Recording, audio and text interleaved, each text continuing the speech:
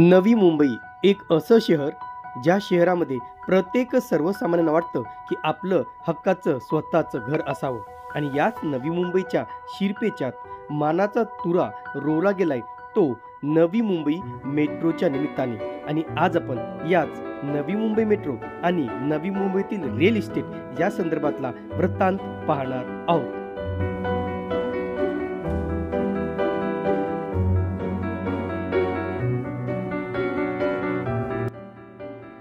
मित्रांनो, नवी मुंबईतील अतिशय महत्त्वाचा समजला जाणारा प्रकल्प तो म्हणजे नवी मुंबई मेट्रो। आणि गेल्या 10 वर्षापासून या मेट्रो संदर्भात आपण सातत्याने अपडेट पाहत होतो की मेट्रो यावर्षी सुरू होईल किंवा त्यावर्षी सुरू होईल, परंतु ही मेट्रो सुरू झालेली नव्हती। पण अखेरीस दिवाळीच्या मुहूर्तावरती या मेट्रोला 17 नोव्हेंबर 2023चा मुहूर्त सापडलेला आहे।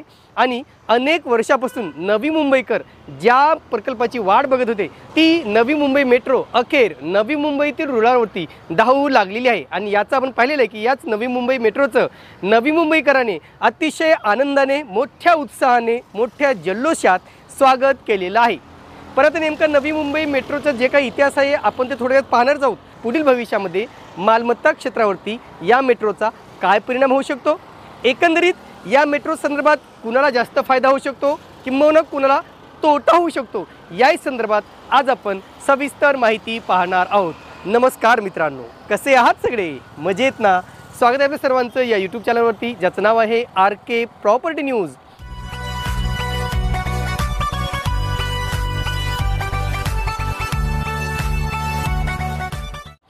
तर मित्रांनो, आपण गेल्या जी काही मेट्रो आहे ती 1 मे 2011 रोजी या मेट्रोचा पहिला पाया खोदला गेला। तो खोदला गेला महाराष्ट्राचे तत्कालीन मुख्यमंत्री पृथ्वीराज चव्हाण यांच्याद्वारे। आणि 2011 पासून हे आज तागयत 2023 अर्थातच 10 ते 12 वर्षानंतर ही मेट्रो आता रुळावरती धावू लागलेली आहे। एकंदरीत मध्यंतरीच्या काळामध्ये खूप अडचणी आल्या मित्रांनो। मेट्रोच्या कॉन्ट्रॅक्टवरून म्हणा किंवा कंत्राटदार म्हणा किंवा याचं बजेट म्हणा, याच्यावरून मेट्रोमध्ये खूप उलाढाली झाल्या, खूप अप्स अँड डाऊन्स आले आणि त्याच्यामुळे मेट्रो कुठेतरी डिले झाल्याचं सांगण्यात आलेलं आहे। मध्यंतरीच्या काळामध्ये कंत्राटदाराकडून या मेट्रोचं काम थांबवण्यात आलं होतं जेणेकरून बजेट बरोबर होत नाही आहे। आणि त्याही मध्यंतरीच्या काळामध्ये कोरोनाचा काळ होता आणि त्याही काळामध्ये अनेक मोठमोठे प्रकल्प हे ठप्प झालेले होते। परंतु नवी मुंबई मेट्रोचं एक अतिशय महत्त्व आहे, कारण याच नवी मुंबईचं जे काही मालमत्ता क्षेत्र आहे, जे काही रिअल इस्टेट आहे ते संपूर्णपणे मेट्रोवरती डिपेंड असल्याचं सांगण्यात आलेलं आहे। त्याहीपेक्षा दुसरा जो काही महत्त्वाचा प्रकल्प आहे तो म्हणजे नवी मुंबई विमानतळ। आता नवी मुंबई विमानतळावरती धावपट्टीवरून नवी मुंबईचे विमान कधी धावेल असं जर विचारलं तर साधारणतः अजून 1 ते 1.5 वर्ष त्याला लागू शकतो। परंतु नवी मुंबई मेट्रो ही मात्र सुरू झाल्यामुळं नवी मुंबईकरांमध्ये एक आनंदाचं वातावरण निर्माण झालेलं आहे। आता एकंदरीत त्याचा मालमत्ता क्षेत्रावरती काय परिणाम होऊ शकतो असं जर विचारलं तर नक्कीच पुढील भविष्यामध्ये नवी मुंबई अर्थातच पनवेलपासून जे काही तळोजा नोड आहे त्या नोडमध्ये नवी मुंबईतील रिअल इस्टेटचं मार्केट हे फार जास्त वेगाने विकसित होणार आहे। तुम्हाला माहिती आहे मित्रांनो, सन 2011 ज्यावेळेस मेट्रोची घोषणा झाली त्यावेळेसपासूनच बिल्डरांनी आपल्या घरांचे रेट्स वाढवायला सुरुवात केलेली होती। किंबहुना आपण असंही म्हणू शकतो की मेट्रोच्या नावावरती अनेक बिल्डरांनी, अनेक विकासकांनी आपली घरे ही नवी मुंबईकरावर थोपवलेली आहेत। यासाठी म्हणतोय कारण सन 2011 पासून ते सन 2020 या कालामध्ये बिल्डरांनी नवी मुंबईच्या नावावरती आपली घरे ही अनेक लोकांना विकलेली आहेत। परंतु नवी मुंबई मेट्रो सुरू झाल्यामुळे ज्या अर्जदारांनी किंवा ज्या गरजूंनी घरे या ठिकाणी घेतली होती ते अनेकदा नाराज असल्याचं दिसून आलेलं आहे। कारण आम्ही इन्व्हेस्टमेंट केलेली आहे, आम्ही घरे घेतलेली आहेत, परंतु जर नवी मुंबई मेट्रो जर सुरू नाही झाली तर आमच्या घरांना भाडं येईल का किंवा आमच्या घरांना तशी मागणी वाढेल का, हाही त्यांच्या मनात प्रश्न पडलेला होता। आणि या सगळ्यांचा विचार केला तर रिअल इस्टेट क्षेत्रामध्ये अतिशय महत्त्वाचं नाव घेतलं जाऊ शकतं ते म्हणजे सिडकोची महागृहनिर्माण योजना। सिडकोची महागृहनिर्माण योजना मित्रांनो आपण पाहिली की सन 2014 याचं उद्घाटन झालं होतं आणि सन 2018 आपल्या देशाचे पंतप्रधान माननीय नरेंद्रजी मोदी यांच्या हस्ते या महागृहनिर्माण योजनेची सुरुवात झालेली होती। आणि त्याच्यानंतर सातत्यानं सिडकोकडून वेगवेगळ्या ठिकाणी नवी मुंबईमध्ये आपले गृह प्रकल्प राबवायला सुरुवात केलेली होती। त्याच्यामध्ये EWS LIG म्हणजे अर्थातच अत्यल्प उत्पन्न गट आणि अल्प उत्पन्न गट दोनही उत्पन्न गटासाठी या ठिकाणी घरे उपलब्ध करून देण्यात आलेली होती। जे काही सिडकोची गृहनिर्माण योजना आहे यासाठी काय फायदा होऊ शकतं, जर जो काही तळोजा नोड आहे तळोजा नोडमध्ये ज्यांनी आतापर्यंत घरे घेतलेली आहेत ते अर्जदार खूप नाराज होते, ते विजेते खूप नाराज होते, परंतु आता कुठेतरी त्यांच्यामध्ये सुद्धा एक आनंदाचं वातावरण निर्माण झालेलं आहे, कारण आता या घरांना मागणी वाढणार आहे। अर्थातच भाडे असतील, भाडेकरू असतील तर नक्कीच या ठिकाणी भाड्याचे सुद्धा रेट्स बऱ्यापैकी म्हटलं तर 5 ते 10% वाढणार आहेत। किमतीमध्ये सुद्धा 5 ते 10% वाढ होईल आणि घरांच्या भाड्यामध्ये सुद्धा 5 ते 10% वाढ होईल सध्या।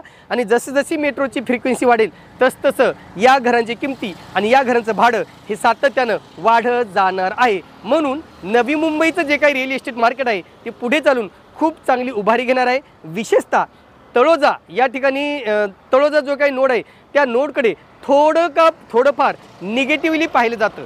त्या ठिकाणी MIDC आहे, त्या ठिकाणी कनेक्टिव्हिटी नाही आहे, त्या ठिकाणी टॅक्सीने जावं लागतं, त्या ठिकाणी रिक्षाने जावं लागतं, भाडं खूप चांगलं द्यावं लागतं, जाण्यासाठी खूप वेळ लागतो आणि अशा अनेक तक्रारी होत्या। आणि म्हणून आता कुठेतरी नवी मुंबईमुळं तळोजा जो काही नोड आहे तो जास्त विकसित होणार यात मात्र शंकाच नाही। कारण खारघरचा विचार केला तर खारघरच्या रहिवाशांना मेट्रोचा जास्त फायदा घेतील असं मला तरी वैयक्तिकरित्या वाटत नाही। कारण खारघरची जवळजवळ मला वाटतं की 40% जनता ही बऱ्यापैकी आर्थिक सक्षम आहे।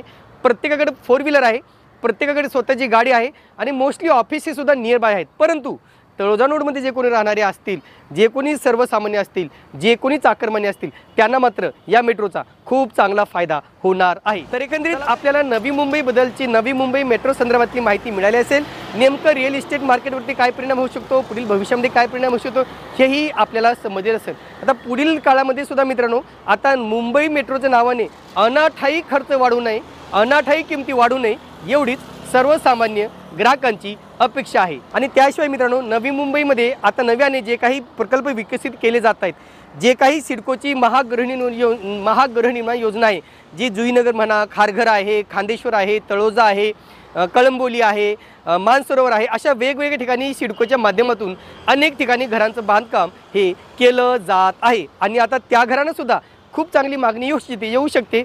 परंतु याच ही मेट्रो सुरू झाल्यामुळं त्या घरांच्या किमती मात्र वाढू शकतात आणि म्हणून कुठेतरी सर्वसामान्यांना थोडेफार का होईना पण जास्त प्रमाणात या ठिकाणी घरासाठी पैसे मोजावे लागू शकतात। आता एवढाच प्रश्न आहे मित्रांनो की नवी मुंबईमध्ये जे काही सिडकोची घरे येणार आहेत, नवी मुंबईमध्ये जे काही सिडकोची लॉटरी येणार आहे, नेमका ती कधी जाहीर होणार आहे, नेमका घरे किती असणार आहेत, कुठे असणार आहेत, याचा जर विचार केला तरी नवी मुंबईच्या अपकिंग लॉटरीमध्ये 1 BHK आणि 2 BHKची घरे LIG आणि सर्वसामान्य उत्पन्न गट या 2 गटासाठी येणार आहेत आणि त्याचीच तयारी ऑलरेडी झालेली आहे। फक्त एवढंच मित्रांनो की कॉन्ट्रॅक्ट संदर्भात थोडीफार वाद असल्यामुळे ही लॉटरी थांबवलेली आहे आणि ही लॉटरी सुद्धा लवकरच जाहीर करण्यात येणार आहे। म्हणून एकंदरीत नवी मुंबईमध्ये सिडकोच्या घरांना सुद्धा मागणी येईल। विशेषतः तळोजा नोडला खूप चांगली मागणी येणार आहे। तळोजा नोडमध्ये जे काही सिडकोच्या कॉलनीज आहेत, सिडकोची वसाहत आहेत, त्या वसाहतीला येणाऱ्या काही दिवसामध्ये सुगीचे दिवस येतील असं येथील मालमत्ता तज्ज्ञांकडून सांगण्यात येत आहे। आणि म्हणून येणाऱ्या काळामध्ये ज्यांना नवी मुंबईमध्ये घरे घ्यायची आहेत, ज्यांना नवी मुंबईमध्ये इन्व्हेस्टमेंट करायची आहे, त्यांची पावले आपसुकच आता नवी मुंबईतील तळोजा, खारघर या नोडकडे वळायला सुरुवात झालेली आहे। कारण आतापर्यंत अनेक जण थांबले होते की नेमकं मेट्रो सुरू होते किंवा नाही, जर झाली नाही तर आपण काय करायचं, जर आपण इन्व्हेस्टमेंट केली तर आपले पैसे तसेच पडून राहतील किंवा आपले पैसे विनाकारण तिथे गुंतले जातील आणि त्याचा आपल्याला फायदा होणार नाही असं अनेकदा बोललं जात होतं। परंतु तर जे कोणी इन्व्हेस्टर आहेत की ज्यांना नवी मुंबईत इन्व्हेस्टमेंट करायची, आता आपण फक्त गरजूबद्दल बोलू पण इन्व्हेस्टर सुद्धा आता चांगल्यापैकी इथे येणार आहेत। ऑलरेडी चांगले बिल्डर, चांगले विकासक आपले मोठमोठे प्रकल्प घेऊन ऑलरेडी खारघरमध्ये ते स्थायिक झालेले आहेत, त्यांचे अनेक ठिकाणी प्रकल्प सुरू आहेत। पण आता येणाऱ्या काळामध्ये हेच रिअल इस्टेट मार्केट खूप चांगली भरारी घेणार आहे, खूप चांगल्या प्रमाणात घरे उपलब्ध होणार आहेत आणि त्या घरांचं मार्केटिंगसुद्धा खूप चांगलं होणार आहे। आणि सगळ्यात जास्त फायदा सिडकोची जी काही गृहनिर्माण योजना आहे त्या योजनेला सुद्धा या सिडकोच्या या नवी मुंबई मेट्रोचा फायदा नक्कीच होणार आहे।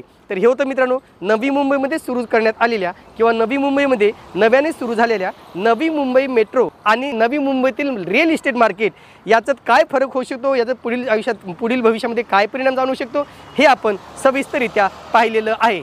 तुर्तास मित्रांनो इथेच थांबतो, पुन्हा भेटूया एका नवीन व्हिडिओसह। तोपर्यंत आपली रजा घेतो, धन्यवाद।